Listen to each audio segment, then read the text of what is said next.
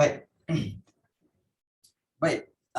2.1 iaitu globalisasi. Ingat, globalisasi ialah satu proses, perkataan kata kunci dia ialah interaksi dan integrasi antara firma, manusia dan juga kerajaan, dan ini menyebabkan sempadan antara negara seolah-olah tidak wujud dan dunia dianggap sebagai satu unit dan berlakulah perdagangan antara bangsa. So antara ciri-ciri globalisasi ada 4, iaitu ada pasaran baru, kemudian ada peserta baru, kemudian kaedah komunikasi yang baru dan juga peraturan serta norma-norma yang baru. So itu telah kita bincangkan beberapa kelas yang lalu. Kemudian kita lihat juga kewujudan syarikat-syarikat multinasional. So syarikat multinasional ialah syarikat-syarikat yang beroperasi secara serentak di beberapa buah negara. Sebagai contoh Sam Darby, Axiata Group, dan kebiasaannya syarikat multinasional ni dia ada 3 ciri utama, iaitu semua cawangan firma akan dikawal oleh firma induk di negara asal, itu satu. Kemudian yang kedua, pemindahan teknologi daripada negara asal kepada cawangan-cawangannya. Itu yang kedua. Dan yang ketiga, biasanya firma yang besar dan mempunyai cawangan-cawangan di beberapa buah negara. So itu ciri-ciri syarikat multinasional. So apakah dorongan ataupun apakah faktor-faktor yang menyebabkan syarikat ini beroperasi secara antarabangsa? Secara globalisasi, iaitu kerana pertama untuk meluaskan pasaran, confirm. Yang kedua untuk perlindungan perdagangan mereka. Yang ketiga kerana kos pengangkutan yang tinggi menyebabkan lebih baik buka syarikat ataupun cawangannya di negara tertentu. Kemudian mungkin kerana di negara tertentu itu ada bahan mentah atau hasil bumi yang unik, itu yang keempat. Dan yang kelima iaitu negara-negara tertentu memiliki tenaga buruh dalam kemahiran yang khusus. Jadi itu antara 5 faktor kenapa syarikat-syarikat ini beroperasi di peringkat antarabangsa. Dan ini juga kita telah membincangkan pada kelas-kelas yang lalu. Dan walaupun kita nampak matlamat dia bagus, iaitu untuk mendapatkan keuntungan, untuk kita kata jaminan perdagangan dan juga kerana tenaga buruh yang mahir, namun walaupun banyak kebaikan dia, namun ada risiko-risikonya. Ada lebih kurang 6 risikonya, iaitu untuk syarikat multinasional. Risiko yang pertama iaitu risiko kehilangan aset, kemudian tenaga buruh yang tidak berkemahiran, kemudian risiko perubahan parti politik, kemudian risiko kemungkinan menerima bantahan masyarakat tempatan. Yang kelima, mungkin kekurangan kemudahan asas di negara membangun, dan juga risiko kesukaran mendapatkan balik keuntungan yang telah dilaburkan. Keuntungan atas pelaburan yang telah dibuat. So itu antara risiko-risikonya lah kan. Tetapi kita kena faham, high risk, high gain. Low risk, low gain. Boleh faham? Maknanya kalau kamu nak untung besar, risikonya besar. Tetapi kalau kamu nak untung kecil, risikonya pun kecil. Jadi terpulang kepada kamu. Tepuk dada, tanya selera. Cikgu telah mengalami kedua-duanya, di mana suatu ketika dulu bila cikgu ada syarikat, cikgu telah daripada sebuah syarikat kecil yang mengambil projek-projek hanya 20,000, yang bermodalkan 20,000, 30,000. Kemudian apabila syarikat cikgu mengambil risiko untuk mengambil projek-projek yang nilaian dia 1.2 juta dan sampai 2.1 juta, yang memerlukan modal sampai 500,000, padahal dalam akaun sebenarnya hanya ada 20,000 atau kurang. Jadi cikgu telah rasai semua itu. Jadi banyaklah risiko-risiko yang telah dialami. Okey. Baik, kenapa? Kita lihat faktor-faktor penggalak globalisasi, iaitu globalisasi ini berlaku kerana apa? Kerana paling penting iaitu ianya adalah atas inisiatif kerajaan, di mana peranan kerajaan yang memainkan peranan penting dalam menjalinkan hubungan perdagangan dan melakukan perjanjian-perjanjian dengan negara-negara luar. Itu satu. Kemudian yang kedua, infrastruktur dan juga teknologi maklumat. Ingat kalau katakan negara kita ni tahap internet kita masih lagi 2G, ya, tahap internet kita masih lagi 2G atau 3G, cikgu rasa memang kita sukar untuk melakukan globalisasi. Tapi oleh kerana negara kita telah mencapai 3G, 4G dan juga 5G ya, dalam internet, maka kita mampu untuk melakukan transaksi secara antarabangsa. So itu adalah inisiatif kerajaan. Begitu juga infrastruktur pengangkutan yang baik dan juga inisiatif kerajaan dalam memajukan sektor pelancongan. Itu juga telah menaikkan globalisasi. It's okay Nash. It's okay. Okay, baik. Kemudian kita telah lihat tentang pelaburan langsung asing, iaitu FDI, foreign deposit ataupun foreign investment, foreign direct investment, foreign direct investment, iaitu pelaburan langsung asing, FDI. FDI. So kita telah lihat tentang kenapa berlakunya pelaburan langsung asing itu, kerana dasar mesra pelaburan.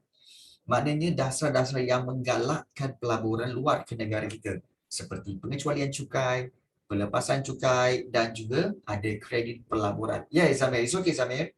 Okay. Dan bagaimana pelaburan langsung asing itu dilakukan, iaitu dengan cara pelaburan langsung asing means mereka membina kemudahan pengeluaran, maknanya membina kilang itu di negara-negara tertentu itu, atau mereka mengambil alih ataupun take over syarikat negara tertentu, ataupun usaha sama ataupun JV dengan syarikat-syarikat tempatan, atau juga membuka subsidiari atau membuka cawangan di negara-negara luar. So itu dikatakan sebagai pelaburan langsung asing. Jadi ini telah dikatakan sebagai kaedah-kaedah untuk mereka mengamalkan globalisasi. Okay.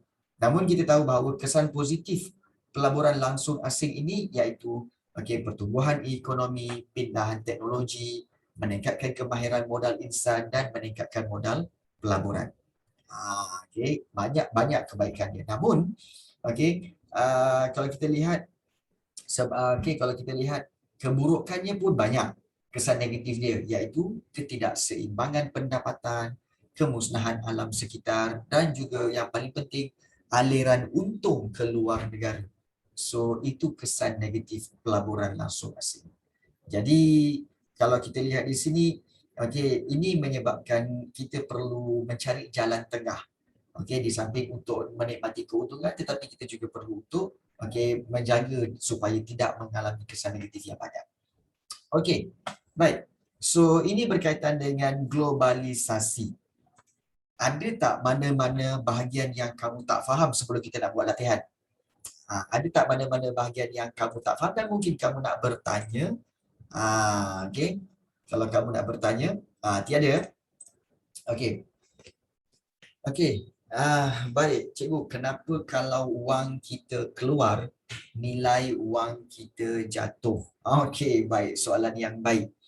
Kenapa kalau wang kita keluar, nilai wang kita jatuh? Baik, sebenarnya dia begini. Kenapa wang kita keluar? Kerana apabila kita nak membeli barang. Sebagai contoh, macam cikgu bagi contoh sebab nak memahami perkara ini kita kena faham. Sebagai contoh, katakan Afiq nak beli satu mesin. Satu mesin bernilai katakanlah nilai ada RM50,000. Dan mesin itu hanya ada di USA. Syarikat yang buat mesin itu ada di USA. Jadi apa yang kamu kena buat iaitu kamu kena beli, menggunakan duit kamu. Iaitu contohnya, katakanlah nilaian mesin itu adalah RM50,000, tapi bukan RM50,000 sebenarnya.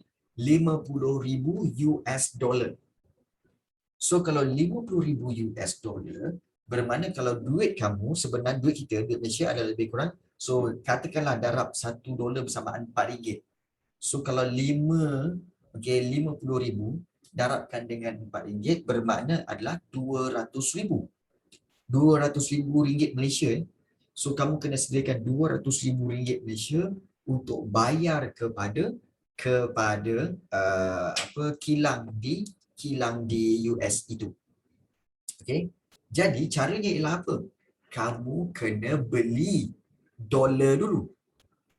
Nak beli, okey, kamu bukan boleh bayar duit cash pakai ringgit Malaysia pergi ke sana, tak. Kamu akan hubungi bank untuk lakukan transaksi bayar kepada syarikat itu. Jadi bank akan tukarkan duit kamu kepada US dollar. Maknanya bank akan guna duit kamu 200,000 ringgit tu untuk beli dolar. Bila beli dolar, duit kamu sebenarnya keluar. Sebab duit kamu akan keluar pergi beli dolar. Faham? Duit kamu akan keluar pergi beli dolar. Dengan dolar itu, okey, barulah digunakan untuk membayar mesin itu.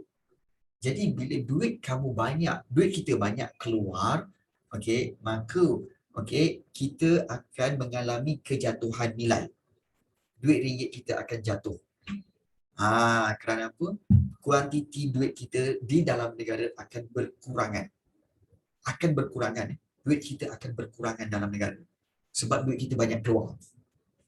Bayangkan kalau ada 100 orang macam kamu. Okey, 100 orang macam kamu, okey, beli mesin 200,000.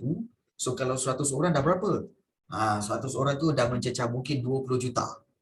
Okey, 100 orang tu bermakna total 20 juta. 20 juta duit keluar pergi beli dolar dan untuk beli mesin itu. So 20 juta, okey, duit Malaysia telah keluar untuk membeli mesin pergi ke US dollar, pergi ke dolar. Jadi ini menyebabkan kuantiti duit kita sedikit. Jadi apa yang berlaku ialah bank negara, okey, bank negara akan terpaksa apa tahu? Terpaksa cetak duit lagi. So macam nak cetak duit? Bank negara ada duit asing yang lain tau. Sebab kamu fahamkan duit asing ni, okey, duit dolar yang masuk ke dalam negara. So duit-duit itu dikumpul oleh bank negara. So bank negara akan ambil duit itu dan tukarkan, okey, untuk membeli, untuk pergi ke kilang itu dan bayar kepada dia untuk cetak duit lagi. Dan ini menyebabkan simpanan duit rizab antarabangsa kita tu, rizab antarabangsa akan berkurangan. So bila rizab antarabangsa berkurangan, maka nilai ringgit Malaysia kita akan jatuh. So untuk memahami kenapa duit tu jatuh, dia bukan simply 1+1 equal to 2. Maknanya, okey, kamu tak boleh faham di mana, oh duit tu jatuh sebab apa? Sebab perkara ni. Maknanya exactly tu dapat. Tak. Dia ada chain reaction. Kamu buat macam ni, akan jadi macam ni, jadi macam ni, dia akan jadi macam ni, macam ni. So akhirnya duit tu akan jatuh. So dan banyak proses-proses tu yang menyebabkan duit tu jatuh. So yang kita nampak sekarang ni, bila duit keluar, kenapa nilai kita jatuh? Sebab ada banyak transaksi yang berlaku sepanjang proses menyebabkan duit itu jatuh. Tapi kesimpulannya, bila duit kita keluar, nilai ringgit kita akan jatuh sebab rizab antarabangsa kita turun. Kenapa rizab kita berturun? Kerana duit tu, okey, rizab itu terpaksa bank negara gunakan untuk mencetak duit lagi. Sebab kekurangan. So kalau ada yang bertanya, cikgu, macam mana pula untuk menaikkan nilai mata wang ringgit Malaysia? Kalau nak naikkan nilai mata wang ringgit Malaysia, kita perlu apa? Perlu untuk, okey, kita kata sebagai, kita perlu buat satu tindakan supaya semua duit luar masuk ke dalam negara. Duit dolar masuk ke dalam, duit euro masuk ke dalam, kemudian duit Dutch masuk ke dalam, pound sterling masuk ke dalam Malaysia. So bila duit tu masuk ke dalam, okey, dalam Malaysia, rizab antarabangsa akan meningkat. So bila rizab antarabangsa akan meningkat, value ataupun nilai mata wang ringgit kita akan meningkat. So macam mana cara untuk duit-duit itu masuk ke dalam, cikgu? Kita perlu offer lah. Kita perlu offer sesuatu yang mereka boleh beli. Ya, kita kena jual barang yang baik, kita kena offer perkhidmatan yang baik. Sebab itu, okey, punca utama bagaimana rizab antarabangsa kita banyak ialah pelancongan. Sebab Malaysia ni, orang luar datang sini sebab apa? Kebanyakannya sebab pelancongan. Jadi bila masuk sini pelancongan, mereka akan berbelanja. Yes, betul. Pelancongan. Mereka nak melawat Gunung Kinabalu, mereka nak tengok KLCC, mereka datang ni nak tengok macam-macam kat Malaysia ni. Jadi mereka akan bawa duit sekali untuk berbelanja. So, duit sini bila mereka datang daripada US, mereka akan bawa US dollar, sampai sini mereka akan tukar kepada ringgit Malaysia. Nampak tak? Ya, itulah sebenarnya. Okey, ada sesiapa yang tak faham? Okey, semua faham Semua faham berkaitan soalan tadi, kenapa ringgit Malaysia jatuh bila duit kita keluar. Okey, so boleh faham Savita, Izamir, Nash? Okey, boleh faham ini soalan-soalan yang memang kadang-kadang soalan-soalan yang di luar jangkauan. Okey, luar jangkauan. Okey, baik. Alright, kita telah lihat berkaitan dengan nota tadi. Maka hari ini kita nak tengok tentang soalan-soalan ini, dan soalan ini sebenarnya cikgu telah kongsikan dengan kamu dalam grup WhatsApp sebenarnya. Jadi cikgu harap kamu semua telah memilikinya, dan mungkin kita akan lihat satu-satu. So soalan sini sebenarnya soalan objektif ni ada lebih kurang 30 kalau tak silap cikgu. Ya, kita ada 30. Bukan, kita ada 40. 36. Kita ada 36. Baik. So bagaimana kita nak buat ini untuk kita membincangkan soalan ini? Okey. Seperti biasa, macam cikgu selalu buatlah. Macam cikgu selalu buat, iaitu kita akan serahkan nombor soalan-soalan ini kepada para pelajar untuk dibaca dan juga berikan jawapannya. Okey. Ini satu cara yang baiklah sebenarnya supaya semua dapat. Okey. So kita akan ikut susunan para pelajar yang sedia ada dalam grup ini dalam, kalau kamu lihat dekat participants tu, dekat Zoom tu ada participants. So kita akan lihat bahawa susunan nama itu merujuk kepada susunan nombor-nombor soalan lah. Contohnya soalan nombor 1 Afiq, Aisyah nombor 2, Atirah nombor 3, Airil nombor 4, Faiz Nazra nombor 5, Izamir nombor 6, Jauza nombor 7, Nash nombor 8, Savita Saravana nombor 9, dan juga Shimir Eliasat nombor 10. And then kembali semula kepada Afiq untuk soalan nombor 11 dan seterusnya. Boleh? Okey. Alright. So, kalau boleh, kalau sebaik-baiknya boleh on mic lah. Boleh on mic untuk bacakan dan berikan jawapannya. So kita akan mulakan dengan Afiq dulu. Silakan Afiq untuk boleh mulakan untuk baca soalan nombor 1. Hello, dengar tak? Dengar. Okey. Globalisasi akan membawa perspektif baru tentang konsep B, dunia yang tanpa sempadan negara. Okey, bagus. Okey, globalisasi akan membawa perspektif baru tentang konsep dunia yang tanpa persempadanan negara. Tanpa sempadan negara. Maknanya dunia yang tanpa ada sempadan. So, soalan nombor 1 itu jawapannya adalah jawapannya adalah B. Jawapannya adalah B, dunia yang tanpa sempadan. Kenapa tak A? Itu dunia tanpa batasan.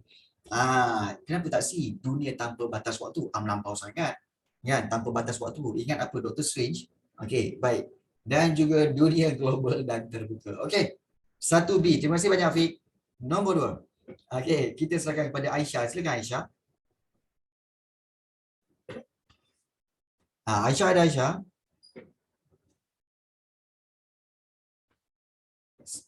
Aisyah ada Aisyah? Aisyah? Ya. Boleh tak Aisyah?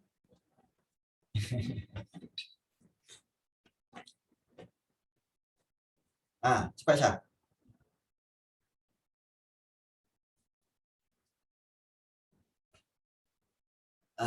Aisyah tak nak baca ke? Kan? Sesekali nak juga dengar suara Aisyah. Oh, mic tak ada. Mic tak ada. Okeylah, cikgu bacakanlah cikgu bacakan. Baik. Ciri-ciri sistem ekonomi negara Y iaitu proses import dan ekspor di antara negara, pasaran bebas di antara negara, terdapat firma seperti Coca-Cola dan McDonald's. Berdasarkan ciri-ciri atas kegiatan apakah yang diamalkan oleh negara Y iaitu mengamalkan globalisasi. Okey, mengamalkan globalisasi. Ya, betul. Jawapan yang Aisyah bagi iaitu D. Yes, betul. Terima kasih banyak Aisyah.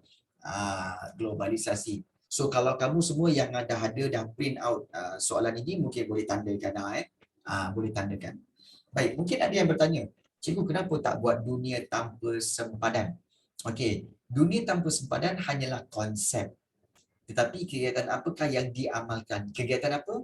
Kegiatan globalisasi. Even though globalisasi itu bermaksud dunia tanpa sempadan. Tetapi kita kata kegiatan apakah? Kegiatannya adalah kegiatan globalisasi. Kita tak kata kegiatan dunia tanpa sempadan. Tak.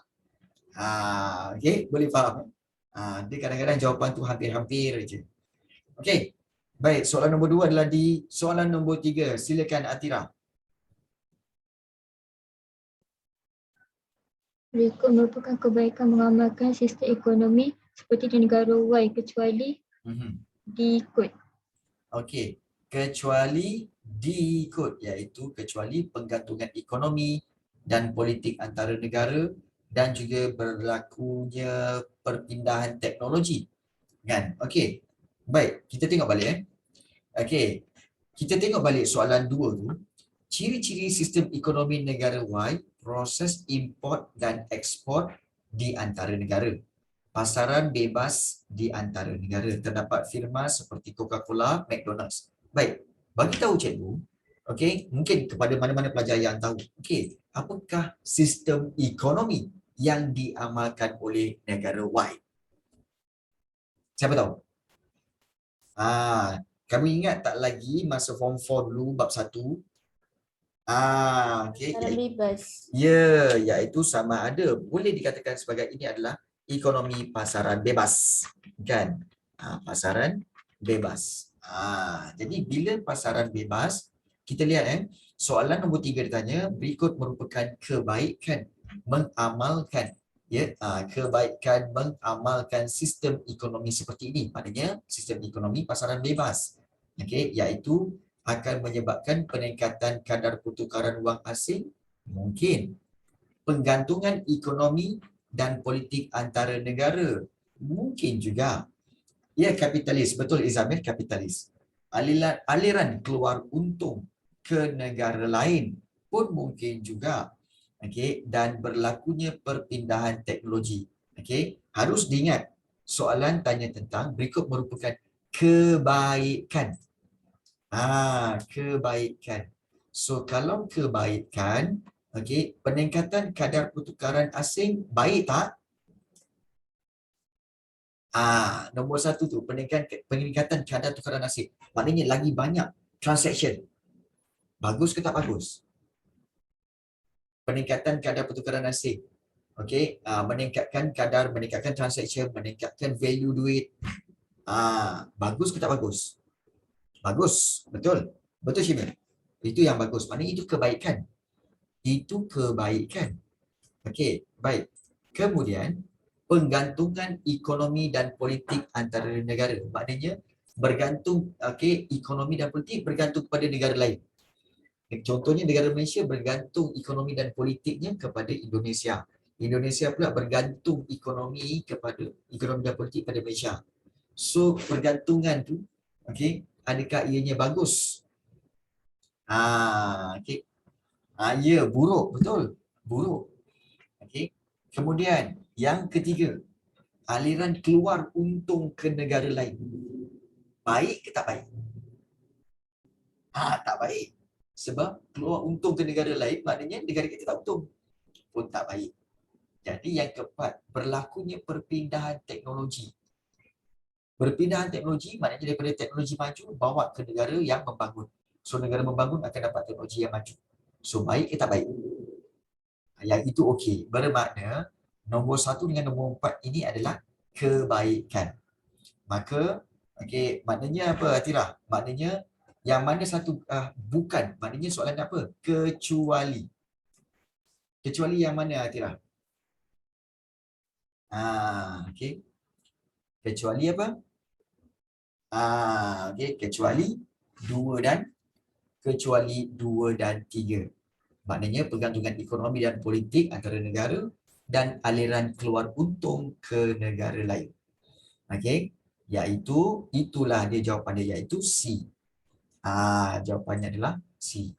Nampak sebenarnya dalam ekonomi, soalan-soalan ekonomi, kadang-kadang kebaikan dan keburukan tu tak jelas. Kita sekali imbas bila baca, macam semua baik je. Betul tak? Macam kalau kita baca kan, macam semua baik je.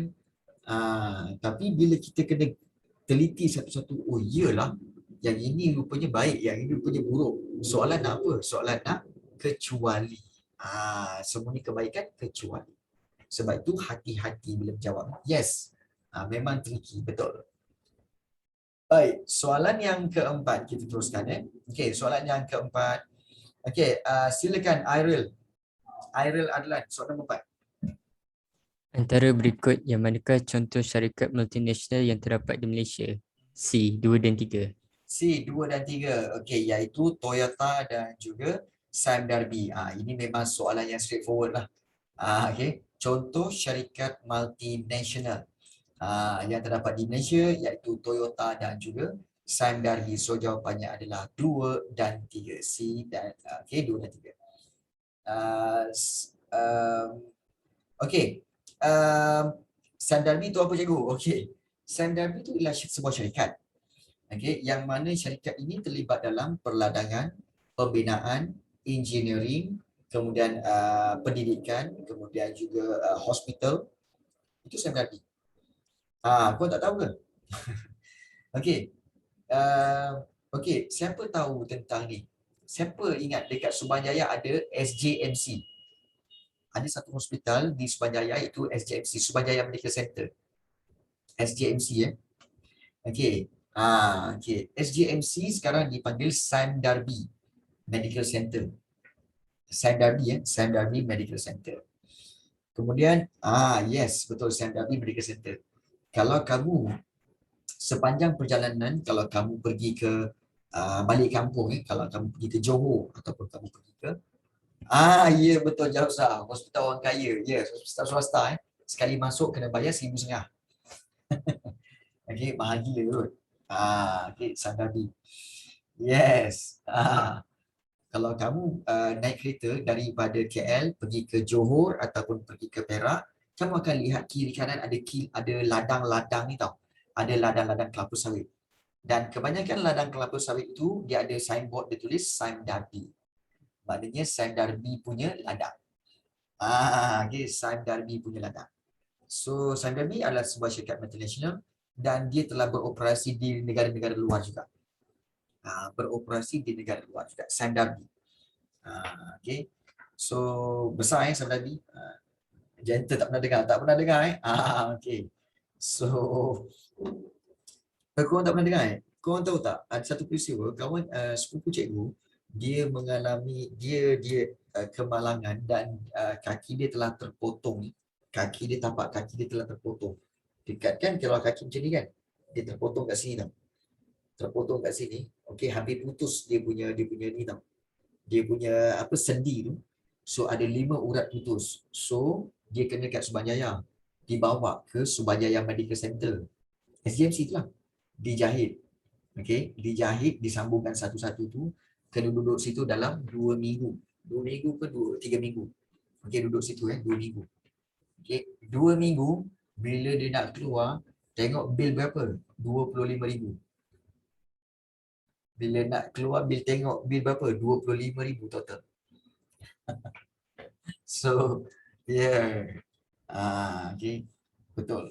Okey, jadi bahaya. Boleh beli motor. Okey.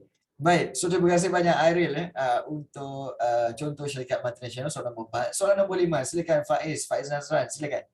Nombor 5. Okey. Tujuan utama syarikat multinasional ialah A. Okey. A untuk meningkatkan saiz pasaran. Okey.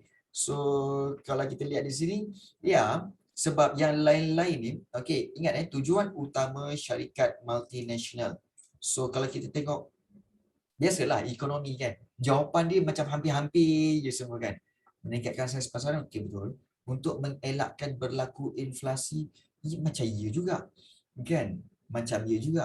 untuk mencapai kestabilan ekonomi. Macam ya juga. Kemudian untuk mengurus perbelanjaan dan pembangunan ekonomi negara. Macam ada kaitan je. Kan? Semua macam ada kaitan.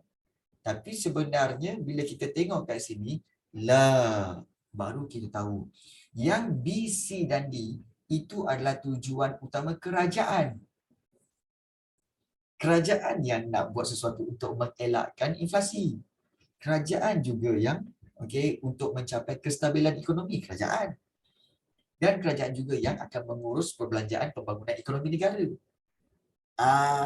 Nampak tak? Jadi, kalau A itu untuk meningkatkan saiz pasaran, itulah dia. Maknanya itu tujuan utama syarikat multinasional. Saiz pasaran maknanya membesarkan pasaran. Saiz tu, yalah kita tahu saiz kan, ada SML. Macam baju, saiz SML. Kalau korang masih lagi pegang kepada apa tu? S itu small kan? S tu small. M tu medium kan? L tu large atau large kan? Tapi sebenarnya dalam bahasa Melayu dia lain. Dalam bahasa Melayu lain. Sebenarnya S tu sempit. M tu muat. L tu longgar. Kalau XL extra longgar. Kalau double XL extra longgar. Kan? Okay. Oh, saya muat. I see. Jadi, kalau nak cari baju seluar, carilah saiz M. Sebab muat.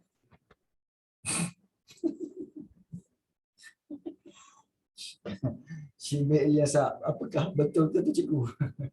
Kau ni pembaris. Jangan jadi pembaris lah. Okey. Okey. Baik. Jangan jadi pembaris. Oh, baik. Kau ni kan. Okey. Macam kan. Macam ni. Okey. Kalau kamu tengok dekat dekat meter minyak kereta. Meter minyak kereta ada E, ada F. Betul? Bila ada E, ada F kan? So, bila E dengan F tu, bila minyak nak habis, kamu tengok, cuba tengok minyak tu nak dekat E. Nak dekat E. Kemudian, bila isi minyak, dia F. Sebenarnya E dengan F tu stand for apa? Okay. Sebenarnya E tu for empty. Kan? E tu for empty. Kalau F tu full lah. Kan? E tu untuk empty, maknanya kosong. F tu full. Kan? Ya, betul. Itu yang betul sebenarnya. Kan? Okay.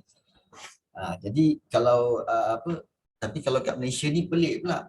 Kan? Kat Malaysia ni pelik. Jadi dia F tu memang F full. Tapi E tu bukan empty. E tu enough. Kan? Sebab itu bila bawa kita minyak dah E kan. Dia kata, tengok tu minyak dah E. Tak apa, enough. Enough lagi tu. Nak sampai lagi, enough lagi tu. Cukup itu. Alah, orang Malaysia ni kadang-kadang kan.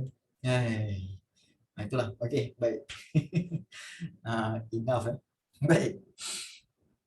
Right. So, nombor 5 tujuan utama syarikat multinasional. Alright. Nak tunggu tangki bocor dulu tu kat jalan raya. Itulah. 6. Okey, kita terus kepada siapa? Izamir 6. Sekejap. 6. Izamir. Silakan Izamir. Boleh Izamir? Macam sebut nama kamu ni sebenarnya? Izamir ke Izamir? Mei, boleh Mei? Untuk onkan mic dan juga boleh menjawab soalan. Izamir? Izamir. Silakan. Mei, tak dengar Mei?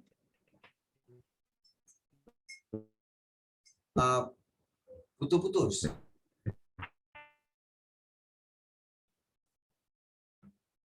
Apa dia Mei?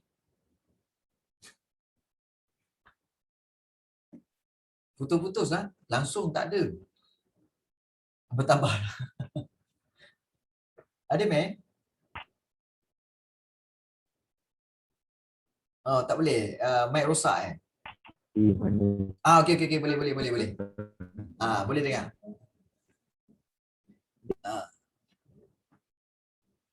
Situasi manakah yang menunjukkan kesan buruk bagi globalisasi di Malaysia? Apa jawapan dia?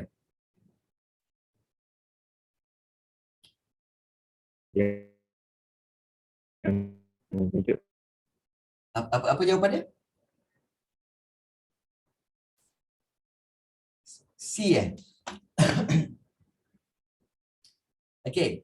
Situasi manakah yang menunjukkan kesan buruk bagi globalisasi di Malaysia? Kesan buruk globalisasi. Okey.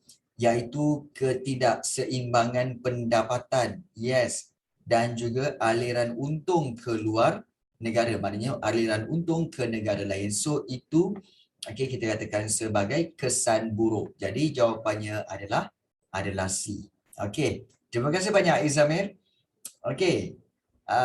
Kemudian soalan seterusnya nombor 7, Jauza Silakan Jauza. Okay. Berikut merupakan faktor penggalak globalisasi di Malaysia. A. Kemajuan teknologi dengan kemudahan infrastruktur. Okey, faktor penggalak globalisasi. Maknanya faktor yang mencetuskan globalisasi iaitu kemajuan teknologi dan juga kemudahan infrastruktur. Terima kasih banyak Jauza. Sebelum tu Jauza, mana videonya? Malulah. Apa nak malunya? Bagi je lah. Nanti kita bincang lagi. Malu. Wih. Macam mana? Kata nak suruh cikgu tengok kan? Okay, nanti saya bagi. Okey. Dah submit belum? Ada. Alah. Kan. Kata dah jadi nak. Apa? Ni dulu. Tak, masa tu last minute cikgu, memang saya kena hantar time tu juga. Okey lah. Okey. Nanti Nanti saya share. bagi. Okey. Baik. Okey. Soalan nombor 8. Dah. Syimil. Yang lain jangan tanya yang bukan-bukan. Kami memang ada buat hubungan sulit. Tapi hubungan sulit tentang belajar lah, bukan hubungan sulit lain. Korang ni. Okey, soalan nombor 8. Okey, Savita Saravana. Silakan Savita untuk soalan nombor 8. Okey cikgu. Okey. Situasi manakah yang menunjukkan kesan baik pelaburan langsung asing ke atas ekonomi Malaysia? Okey. Kesan baik pelaburan langsung asing. Okey, so apa jawapan dia? Kesan baik pelaburan langsung asing ke atas ekonomi Malaysia. Okey, apa jawapan dia Savita? B ke cikgu? Okey, B iaitu dia kata satu iaitu Jepun melabur di Malaysia akan menggalakkan kemasukan teknologi ke dalam negara. Okey. Kemudian yang B iaitu 4 pelaburan langsung asing berjaya menambahkan jumlah pendapatan negara. Okey.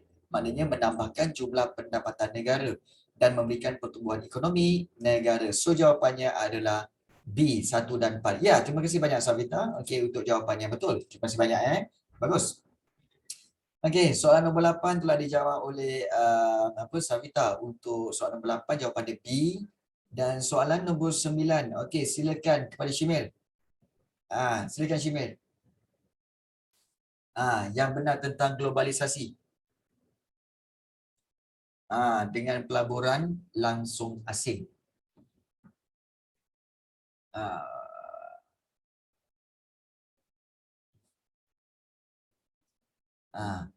Bukan Nash ke? Bukan nama kau kat atas sekali ke? Syimil. Lepas Syimil baru Nash. Ke Nash? Nash dulu Oh, sorry. Nash dulu. Okey. Silakan Nash. 9. Nash, boleh Nash? Nash, kau ada tak ni? Nash, Assalamualaikum. Nash, kau tak jawab salam cikgu. Nash, Assalamualaikum. Nash, confused semua. Nash, tidur ni. Nash, tidur ni. Confirm tidur. Tidur lah ni. Kan? Asal masuk je, lepas tu tidur. Dah agak dah Nash ni kan. Okeylah. Tak apa, soalan nombor 9 cikgu baca. Okey. Manakah yang benar tentang globalisasi dengan pelaburan langsung asing? Okey. So yang betul di sini, adakah globalisasi berlakunya proses import dan ekspor di antara negara? Ya, itu memang betul. Okey, dan pelaburan langsung asing, ketidakseimbangan pendapatan. Okey. Baik. Kemudian yang B, risiko tinggi, risiko rendah. Mana ada risiko, sama je kan. Kemudian yang C, globalisasi mengamalkan konsep dunia tanpa sempadan. Okey, itu betul. Dan juga membaiki, pelaburan langsung asing akan membaiki imbangan pendapatan negara. Kerana apa? Kerana duit masuk ke dalam negara. So, itu akan membaiki imbangan pendapatan. Ingat imbangan pendapatan maksudnya okey, keseimbangan di antara duit keluar dan duit masuk. So, kalau ada pelaburan langsung asing, maka duit akan banyak masuk. So, ini akan memberikan keseimbangan kepada pendapatan negara. So, jawapan yang betul adalah C. Okey, jawapan yang betul adalah C. Okey. So, 9 adalah C dan juga soalan nombor 10. 10 silakan Nash. Nash pula. Syamil. Nash dah. 10. Mel. Tak dong nak. Hello. Ya. 10 eh? 10. Okey okey. Baik. Okey. Mula eh? Okey. Berikut merupakan kesan negatif pelaburan langsung asing kecuali A. Pertumbuhan ekonomi negara dan menambahkan keupayaan modal dalam negara. Okey. Kod. Kod. Kesan negatif pelaburan langsung asing. Okey, tapi kena ingat dia punya soalan deadline dia nak kecuali. Okey, dia kata A 1 dan 3 iaitu pertumbuhan ekonomi negara dan juga menambahkan keupayaan modal dalam negara.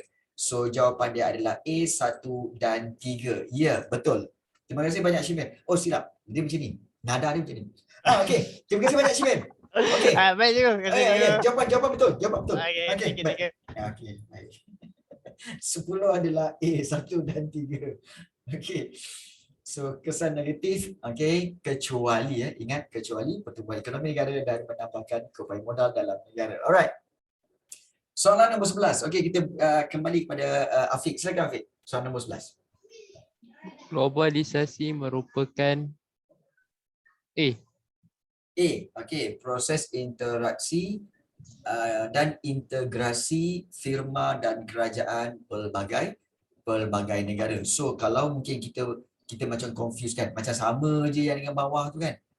Okey, jom kita tengok sama-sama, iaitu proses yang B tu proses interaksi antara manusia, firma dan kerajaan pelbagai negara. Soalannya iaitu B tu proses interaksi saja tapi tidak ada integrasi. Kalau interaksi bermakna itu hanyalah interaction, communication saja. So tidak ada integrasi pun tak boleh. Kemudian yang C, aktiviti pelaburan dan perniagaan yang berlaku merentasi sempadan sesebuah negara. Mungkin ramai akan berkata, cikgu, ini pun macam betul cikgu. Okey. Dan D, aktiviti pelaburan dan perniagaan yang melibatkan 2 atau lebih syarikat dari negara yang berbeza. Cikgu, yang D pun betul cikgu. Memang sebenarnya C dengan D pun hampir sama. Tetapi kamu telah mempelajari apa itu globalisasi. So globalisasi sebenarnya adalah satu proses. Okey, kalau proses dia adalah dia ada certain proses tertentu perlu melalui A, B, C, D, E. So itu proses interaksi dan integrasi. Whereby yang C dengan D itu semua adalah activity. Okay, activity. So activity bukan proses. So activity mungkin activity, pelaburan, aktiviti perniagaan, kemudian aktiviti pembangunan. So aktiviti yang berasingan. Whereby sebenarnya globalisasi adalah satu proses. So itu yang membezakan jawapan A, C dan D. Nampak tak? Jadi pegang kepada definisi asal. Itu definisi asal ialah globalisasi merupakan proses interaksi dan integrasi. So jawapan dia adalah A. Itu cara bagaimana kamu nak analyze soalan, analyze jawapan dan memilih jawapan betul. Okay. So terima kasih banyak Afiq untuk jawapan yang betul bagi soalan nombor 11 A. 12 kita serahkan kepada Aisyah. Silakan Aisyah. Okey, Aisyah tak ada mic. So cikgu bacakan. Aisyah 12. Antara yang berikut yang manakah merupakan ciri globalisasi. Okey, ciri globalisasi ni ada 4. Okey, iaitu pasaran baru, peserta baru, okey, kaedah komunikasi yang baru dan juga okey, peraturan dan norma baru. So, okey, jawapannya ya, Aisyah telah menjawab, jawapannya adalah A, iaitu pasaran baru. Terima kasih banyak Aisyah, okey, untuk pasaran baru. 13. Okey, kita serahkan kepada Atira. Silakan Atira, 13. Globalisasi melibatkan kaedah komunikasi baru. Antara yang berikut yang manakah menggambarkan kaedah komunikasi baru? Ya. B. B, iaitu 1 dan 4. Okey, iaitu dia kata lebih cepat dan murah. Kemudian juga okey, iaitu 4, reka bentuk, bantuan komputer dan juga pembuatan. Ya. Maknanya sebab soalan dia tanya melibatkan kaedah komunikasi baru. So, apa yang menggambarkan kaedah komunikasi baru?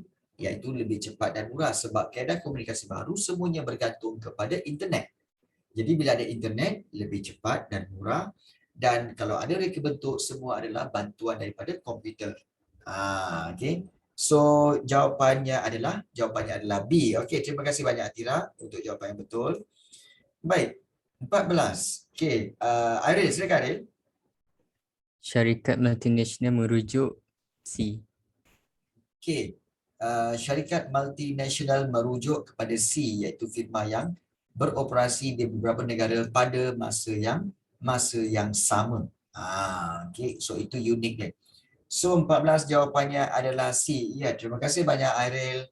Soalan 15 kita serahkan kepada Faiz. Silakan Faiz. Okey. Bagaimanakah syarikat multinasional boleh mengurangkan kesan daripada perlindungan perdagangan? C. Okey, bagaimanakah syarikat multinasional boleh mengurangkan kesan perlindungan perdagangan, iaitu C, dengan membuka cawangan di negara yang mengamalkan perlindungan perdagangan. Okey. Mungkin ramai yang tak ingat. So cikgu nak maklumkan sebenarnya perlindungan perdagangan ni maknanya adalah kita merujuk kepada sekatan ekonomi. Sekatan ekonomi. So contoh-contoh sekatan ekonomi adalah seperti tarif ataupun juga kuota ataupun juga embargo. Jadi ini semua adalah dikatakan sebagai perlindungan perdagangan. Dan kalau mungkin yang tak jelas cikgu, benda ni tarif, kuota, embargo. Iaitu tarif ni ialah cukai. Tarif ialah cukai, iaitu cukai import, cukai ekspor. Cukai import, cukai ekspor. So, untuk mengurangkan kesan kena bayar cukai import atau cukai ekspor yang tinggi, so why not buka cawangan di negara tersebut. Itu tarif. Tarif tu ialah cukai. Tarif tu ialah cukai. Kuota. Kuota ni adalah had bilangan, di mana sesebuah negara akan mengamalkan had bilangan tertentu supaya bilangannya dibawa masuk. Barangan sesuatu tu dibawa masuk, ada had dia, ada kuota dia. Jadi cara untuk mengelakkan nak memasarkan barang itu dengan lebih banyak kepada negara tertentu, why not buka cawangan dalam negara itu supaya tak kena kuota. Boleh pasarkan dengan lebih banyak. Itu kuota. Dan embargo sebenarnya adalah satu halangan kerana politik. Sebagai contoh, embargo ni adalah seperti hubungan antara Malaysia dengan Israel, di mana kita memang kenakan embargo, iaitu kita langsung tidak berurusan dengan Israel dalam perdagangan. Yes. So itu tarif, kuota dan embargo itu dipanggil perlindungan perdagangan. Boleh faham kalau tak faham boleh bertanya. Baik, itu soalan 15. Jawapannya adalah C. Ya, silakan Syimel. Ya, apa nak tanya? Apa yang nak ditanyakan tu? Mungkin ramai nak tanya. Tak jadi ya. Kau lain kali nak tanya je lah. Nak tanya je lah. Janganlah tak jadi. Kau ni jangan. Baik. Nah, ada yang tanya? Tak ada. Okey. Baik, soalan yang ke-16. Okey, silakan kepada seterusnya, iaitu tadi Faiz Nazran . Ini siapa nombor 16? Izamir . Silakan. Siapa 16? Saya pun lupa. Airil ke Faiz Nazran ? Siapa?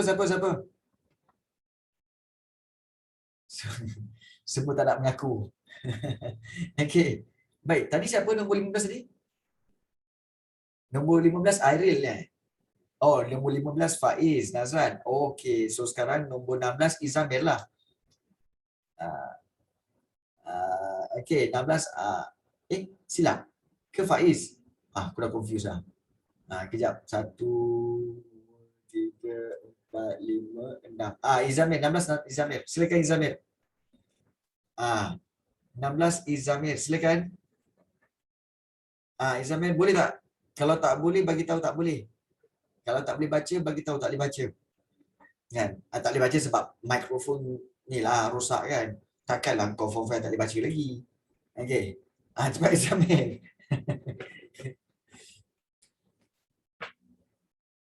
Nash hilang.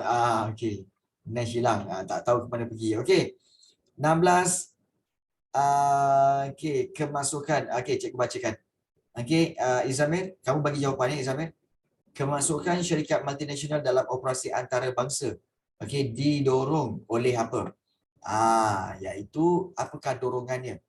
Kemasukan syarikat multinasional dalam operasi antarabangsa didorongi oleh apa? Okey. Adakah 1, kelonggaran undang-undang, 2, kewujudan blok perdagangan, ketiga, kos pengangkutan yang tinggi, dan yang keempat, tenaga buruh dengan kemahiran khusus. Okey. So rasanya dah nampak dah jawapan itu. Ya, Izamir, mana jawapan dia? Adakah A, B, C ataupun D? Izamir, ada tak ni? Kan? Ada ke tak ada ni? Iki bocah iki. Okey. Baik. Tak ada? Okey, baik. Ada sesiapa yang boleh jawab? 16 ni jawapan dia apa? 16 ni jawapan dia apa? Sekali embas kita tahu dah nampak jawapan dia sebenarnya. Adakah jawapan dia, okey, Shimai kata jawapan dia adalah C. Okey. Sebenarnya jawapan dia adalah, okey, syarikat multinasional dalam operasi antarabangsa didorongi oleh, okey, kerana apa? Kerana kos pengangkutan yang tinggi, itu betul. Okey. Dan juga kerana apa? Kerana tenaga buruh dengan kemahiran khusus. Ini jawapan dia. Okey. Tenaga buruh dengan kemahiran khusus. Kewujudan blok perdagangan. Tu macam mana? Okey, tenaga buruh dengan kemahiran khusus. Kan kita kata tadi, apakah yang menyebabkan? Okey, kita katakan soalan dia, syarikat multinasional beroperasi dalam operasi antarabangsa. Bermakna syarikat multinasional ini dia membuka cawangan di negara-negara lain. Why? Kerana kos pengangkutan yang tinggi menyebabkan mereka rasa lebih baik buka cawangan di negara tersebut supaya boleh cover kos pengangkutan. Lebih baik buka kilang kat sana. So boleh supply barang-barang tu di sana. Contoh macam kereta Honda. Okey, sebab permintaan tinggi kat Malaysia, so Honda di Jepun buka kilang di Malaysia. Sebab kalau nak bawa kereta Honda tu semua naik kapal hantar ke Malaysia, kosnya tinggi. Kos pengangkutan. Nampak tak kos pengangkutan tinggi? Kos nak naik kapal. So why not? Pasang kat sini, buka kilang kat sini, pasang kat sini, jual kat sini. Itu kos pengangkutan tinggi. Yang keempat, tenaga buruh dengan kemahiran khusus. Okey. Contohnya lah, contohnya kalau kita katakan syarikat Nestle. Kamu tahu Nestle? Kamu tahu Nestle kan? Syarikat Nestle yang buat Milo pun semua kan. Okey, syarikat Nestle, dia sebenarnya ada juga mengeluarkan susu. Okey, macam susu Dash Lady lah apa semua kan. Susu-susu untuk diminum fresh milk kan. So, fresh milk itu dia buka kilang kat mana? Dia akan buka kilang dekat New Zealand. Kenapa buka kilang kat New Zealand? Walaupun Nestle itu sebenarnya berasal daripada Europe. Nestle tak salah juga datang daripada Holland. Mungkin daripada Holland. Tapi dia buka kilang dekat New Zealand. Negara yang di bawah Australia tu. Kenapa di New Zealand? Kerana di New Zealand ada tenaga buruh dengan kemahiran khusus, iaitu kemahiran membela lembu di kawasan yang cantik. Kemudian jadi mendapat boleh mengambil susu yang segar. Sebab itu Nestle membuka kilang di New Zealand supaya boleh mengambil susu lembu straight daripada ladang, terbaik daripada ladang, fresh milk. Jadi kenapa? Kerana ada tenaga buruh dengan kemahiran yang khusus, dengan baka yang baik. So itulah yang mendorong syarikat multinasional seperti Nestle membuka kilang di negara lain, iaitu di New Zealand. So sebab itu jawapan dia adalah 3 dan 4. Baka tu apa? Baka tu benih. Lembu-lembu dengan benih yang baik. Kan? Ya, tu baka yang baik. Macam benih tu macam mana? Seed lah, seed. Dalam bahasa Jawa dia seed. S-E-E-D. Baik. Kan? Dia macam kucing cikgu lah. Macam kucing cikgu. Kucing cikgu ada 2 ekor. Seekor Parsi, seekor lagi Russian Blue. Russian Blue tu dah memang mix dengan Maine Coon. So besar. Okay, Russian Blue dengan mix dengan Maine Coon, dia besar. Kemudian yang ini memang Persian, memang betul-betul asli Persian. Dah, okay, kahwinkannya dapat anak. Okay, Persian cat tu warna putih. Yang Russian Blue tu warna grey. Okay, grey dah setiap semua. Anak dia keluar oren. Oren berbelang-belang putih. Kemudian siap berstokin lagi, ada kaki dia warna putih dengan muka dia, mata dia ada macam topeng keliling warna putih. Dia baru bersalin minggu lepas. Baru bersalin minggu lepas. Bersalin macam orang lah, baru beranak. Apa bersalin pula? Okey. Baik. Okey, soalan 17. Okey, silakan.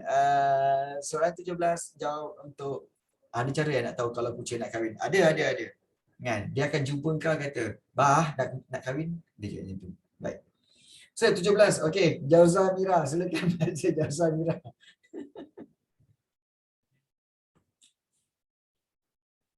Okey, Jauza 17 Jauza. Okey, silakan Jauza.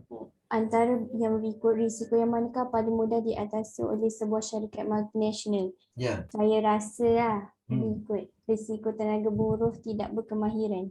Okey. Sebab dia boleh bawa buruh dia pergi seminar ke apa. Okey. So maknanya dia kata apa di sini, iaitu risiko yang manakah paling mudah diatasi oleh sebuah syarikat. Kalau risiko perubahan politik negara tersebut, syarikat tak boleh buat apa-apa. Kalau risiko tenaga buruh tidak berkemahiran, boleh beri kemahiran. Ajar mereka. Kalau risiko kehilangan aset akibat peperangan syarikat tak boleh buat apa. Kalau kena bom, kena tembak, meletup, habis tak boleh buat apa. Risiko kesukaran mendapat balik keuntungan, itu pun susah nak cakap sebab bergantung kepada market luar. Jadi, kalau risiko tenaga buruh tidak berkemahiran, inilah risiko yang paling mudah untuk diatasi. Nampak tak? Jadi, 17 jawapannya adalah B. Okey. Terima kasih banyak Jauza Mira, memang betul. Okey. Soalan 18. Kita serahkan kepada Sabita. Silakan Sabita. Soalan 18. Okey, cikgu. Okey. Malaysia menerima lebih banyak pelaburan syarikat multinasional kerana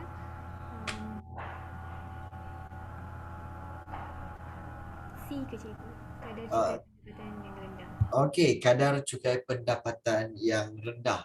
Okey, kadar cukai pendapatan yang rendah. Okey. Baik, Malaysia menerima lebih banyak pelaburan syarikat multinasional. Okey, maknanya banyak syarikat-syarikat luar yang masuk ke dalam dan melabur di dalam negara kita. Why? Adakah kerana kos pengangkutan yang tinggi? Tidak. Okey. Adakah kerana mengamalkan perdagangan bebas? Mungkin. Okey. Kadar cukai pendapatan yang rendah pun mungkin. Okey, dan juga tenaga buruh yang ramai dan berkemahiran. Baik. So kalau kita teliti satu-satu, sebenarnya okey, jawapan yang paling hampir ada dua. Okey, iaitu mengamalkan perdagangan bebas, okey, dan juga tenaga buruh yang ramai dan berkemahiran, antara dua itu.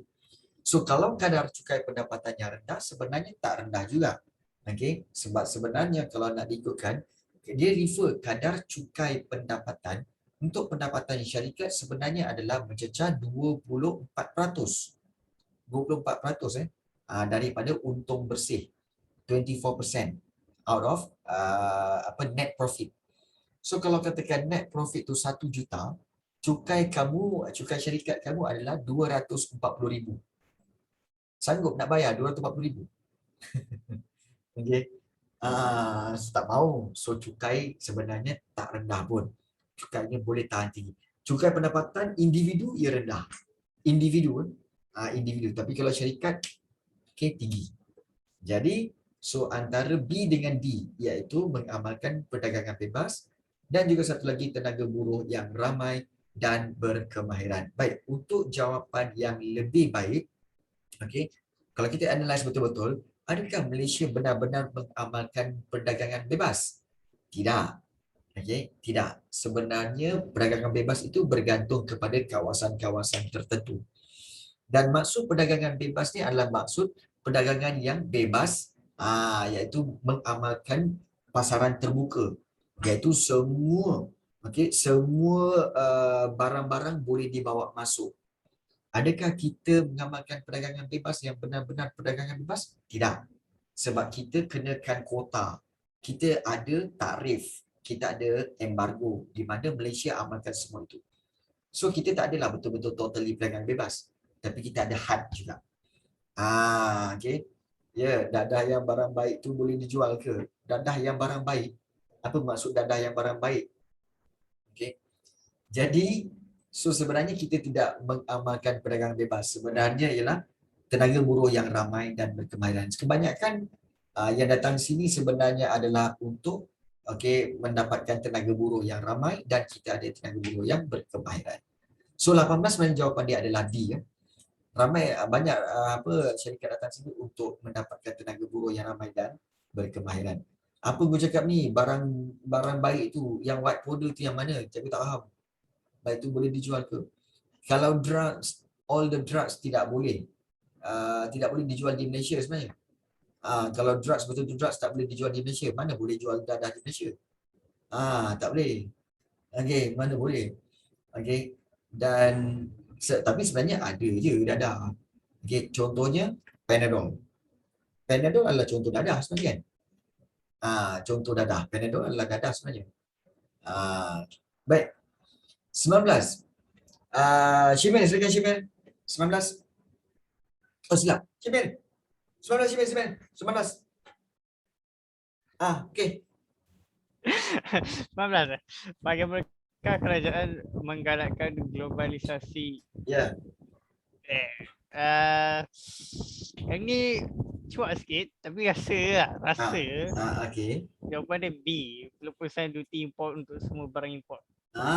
Okey. So dia kata bagaimana kerajaan boleh menggalakkan globalisasi, iaitu dia kata pelupusan duty import untuk semua barang import. Maknanya menghapuskan duty import untuk semua barang import. Okey, kita boleh analyse pilihan jawapan yang lain. Sebagai contoh, yang A itu pengecualian levy untuk pekerja asing di Malaysia.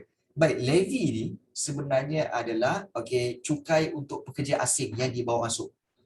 Okey, pekerja asing yang dibawa masuk sini pun dikenakan cukai. Tapi bukan pekerja asing itu yang bayar, tapi syarikat yang bawa masuk itu dia kena bayar. Contoh kalau macam syarikat Sandabi, dia ambil pekerja-pekerja Nepal daripada Nepal untuk bekerja di dalam negara, dalam Malaysia. So Sandabi kena bayar levy, iaitu cukai untuk pekerja dan bayar kepada kerajaan. So itu levy. Okay. So itu menggalakkan globalisasi, yang A itu tidak. Okay. Pengecualian visa untuk pelancong negara tertentu mungkin. Okay. Dan juga pelupusan duty stamp untuk rakyat asing yang membeli hartanah di Malaysia. Itu bukan globalisasi, itu pelaburan. Okay. Jadi kalau katakan globalisasi, kita tahu salah satu aktiviti globalisasi yang paling penting adalah pengecualian visa untuk pelancong negara tertentu. Okey, visa kita tahu adalah kebenaran, okey, untuk pelancong masuk ke dalam negara dengan dokumen yang khas. Jadi untuk pelancong-pelancong negara tertentu, mereka tidak perlukan visa, hanya perlu pasport saja untuk datang ke Malaysia, dan ini akan menggalakkan globalisasi, iaitu kedatangan pelancong ke negara kita. Jadi ramai yang mungkin akan bertanya, cikgu, so mana satu jawapan yang lebih baik antara B ataupun C? Sebenarnya jawapan yang lebih baik adalah C. Kenapa? Kerana kalau B, pelupusan duty import, perkataan lupus maknanya hapus. Okey, hapus. So kalau hapus duty import akan mengurangkan pendapatan negara. So mustahil untuk dilakukan oleh negara. Kan? Jadi jawapan dia adalah bukan B. Jadi jawapan dia adalah C, iaitu untuk pengecualian visa untuk pelancong negara tertentu. Tersilap langkah, it's okay, itu biasa. Tersilap langkah itu biasa. Dan soalan 20. Okey, soalan 20 rasanya inilah soalan yang sempat kita bincangkan hari ini, ya Allah. Kan? Sempat bincang 20 soalan. Baik. Soalan 20. Bagaimanakah kewujudan infrastruktur pengangkutan yang baik menggalakkan globalisasi? Iaitu bagaimana infrastruktur pengangkutan yang baik akan menggalakkan globalisasi, iaitu akan memudahkan aktiviti perniagaan antara negara. Yes, betul. Jawapannya adalah D. Memudahkan aktiviti perniagaan antara negara. So 20 adalah D. Baik. Untuk kamu semua, kita ada soalan-soalan yang lain di sini. Okey, di bawah ni sebenarnya ada soalan-soalan berkaitan dengan soalan-soalan soalan-soalan struktur dan juga soalan-soalan esei. Ini Sandabi aku semua kan. Baik. Dengan soalan yang begini, dan sebenarnya di bawah tu ada pilihan jawapan juga. Okey, iaitu di bawah ni ada juga dia punya skema-skema pemarkahan, skema-skema jawapan. Sebenarnya cikgu menggalakkan kamu untuk lakukan latihan kamu sendiri. Tetapi seandainya kamu perlukan rujukan sama ada betul ke cikgu ayat saya ni, betul ke caranya begini. Dan kamu boleh snapkan kamu punya jawapan dan send pada cikgu WhatsApp. Boleh? Dan cikgu takkan memaksa kamu untuk melakukan mana-mana soalan, but it's up to you. So siapa yang buat dia dapat. So kalau rajin, kalau kamu ada masa, buatlah. Jawablah semua soalan tu, jawapannya sekalipun dah ada. Cuma mungkin kalau kamu tak tahu macam mana nak buat ayat yang baik dan memberi ayat-ayat yang memberi markah yang baik, boleh WhatsApp cikgu dan bertanya. So macam boleh? Boleh So semua alhamdulillah boleh. Alright. So semuanya atas usaha kamu, inisiatif kamu. Kamu ada kebebasan untuk melakukan latihan-latihan itu. So cikgu rasa itu sahaja pada hari ini untuk ekonomi tingkatan 5. Kita akan jumpa lagi next class untuk sambungan, iaitu berkaitan dengan perdagangan antarabangsa. So kita jumpa lagi guys. Take care. Assalamualaikum dan bye-bye semua. Thank you cikgu. Ya, sama-sama.